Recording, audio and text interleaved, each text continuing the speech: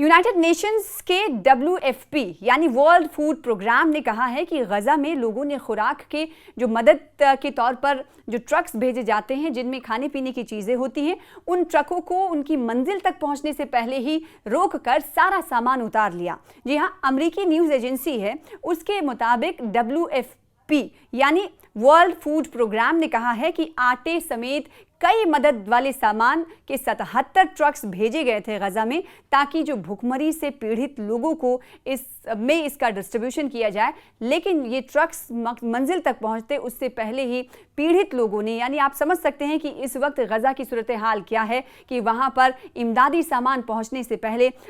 उस ट्रक में रखा हुआ सामान, सारा सामान निकाल लिया जाता है। वो उन लोगों की तरफ से, फिलिस्तीनियों की तरफ से जो इस वक्त भूख के शिकार हैं। और बाज़ दफ़ा ये कहने को मिलता है कि वो कहते हैं कि हम किसी बीमारी से नहीं डरते, बीमारी सबसे बड़ी, जो भूख जो है वो सबसे बड़ी बीमारी है।